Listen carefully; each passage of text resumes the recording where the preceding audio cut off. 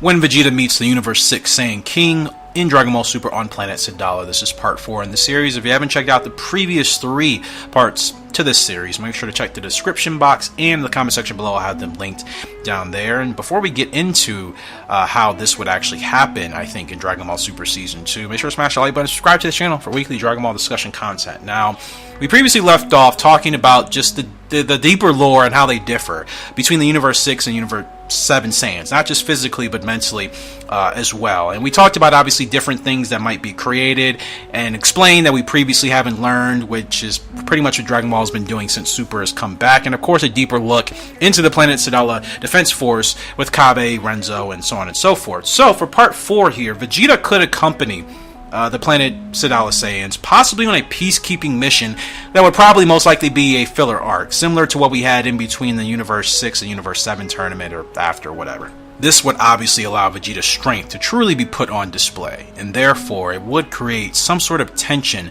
with some of the other Universe 6 Saiyans that perhaps don't like Vegeta's personality and how he just goes off and does whatever he wants. We've seen this amongst Saiyans before. There's always going to be an arrogant Saiyan because it's literally in their blood, it's in their species, it's in their race. There's always going to be a Saiyan that's going to be arrogant, cocky, conceited, is going to look at Goku and Vegeta or whomever, think that they are nothing, and little do they know they are amongst the strongest warriors in all the Dragon Ball multiverse.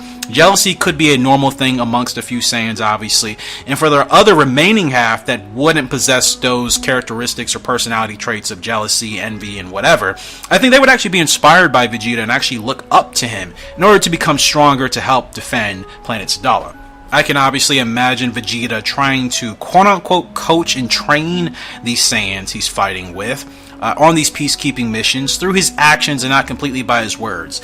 We know that Vegeta obviously does drop tidbits of very good advice and I would say inspiration, like he did with Kabe during the Universe 6 versus Universe 7 tournament, and even in the Tournament of Power. He's not as much of a talker as I think Goku is, but Vegeta keeps his words short and sweet, and he always says the most meaningful things that he believes is going to get the best out of whomever he's coaching, training, whatever. So when I say that, I could obviously see him doing more of coaching through actions, which means fighting, showing characters, you know, obviously these Saiyans, how to evolve, how to better handle their power, their strength, how to be smarter in battle.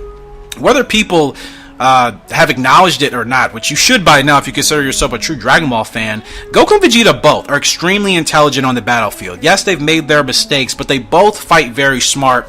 Obviously, it's in their blood, and they've been doing it for a very long time, and I would say most of the Saiyans we have come into,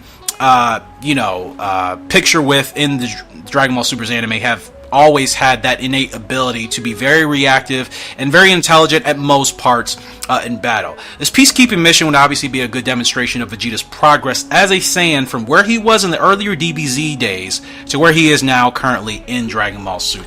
Because at the end of the day, out of all the Saiyans that are still alive and currently in the show, Vegeta has had the most progressive character development out of anybody. I would say probably even amongst any other Saiyans that aren't even Saiyans as well. He's evolved and progressed so well, and I absolutely love Vegeta nowadays than where he was back in the day. It's weird to me, and I always bring it up because I still see comments. People are like, Vegeta should go back to how he was. It's like, why would you want a character that you claim is probably your favorite character in Dragon Ball, why would you want him to go back to a state where he was considerably weaker than Goku? He was getting shafted every single time, and not to mention he was always actually getting himself into trouble because of his arrogance.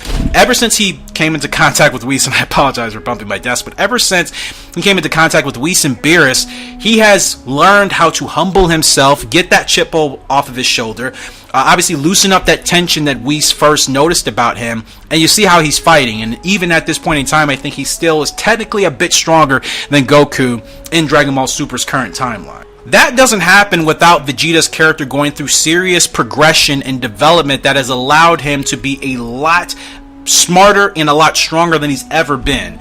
So can we stop saying we want Vegeta to go back to the old days? Because you're saying you want Vegeta to be a weaker, maybe more savage version of himself, but again, why would you want your character to be weaker and then be a savage? It doesn't make sense. If he's going to be a savage, he's got to be full out, like DBZ Broly type of savagery, where he's extremely powerful and he just doesn't care about who he's, beating, destroying, whatever.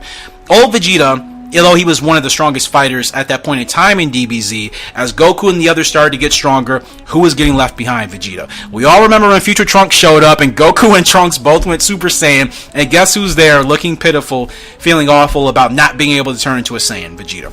Why would you ever in your Dragon Ball existence want his character to go back to that point? To me, he's funnier than he's ever been. He's stronger than he's ever been. He's even more caring and humble than he's ever been. Vegeta's come such a long way, and I think out of a lot of the shonen anime characters that we have across different series, he's had one of the best character developments, I would say, in the last 10 years, easily. But that's what I think would honestly happen in part 4 of Vegeta going to planet Sadala. I would see a peacekeeping mission happen. We know we're going to get filler arcs. It's Dragon Ball. There are always filler arcs in Dragon Ball.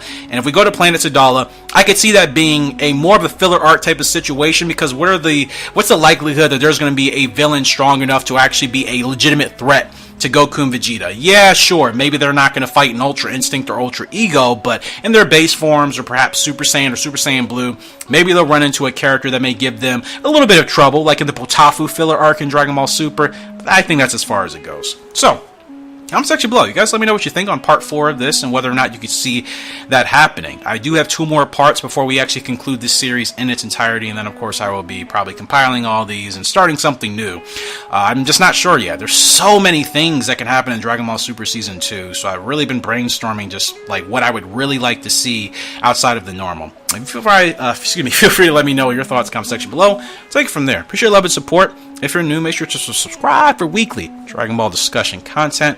Unfortunately, that's all the time I have for you guys right now, but I will see you all later in the next discussion video. Goodbye.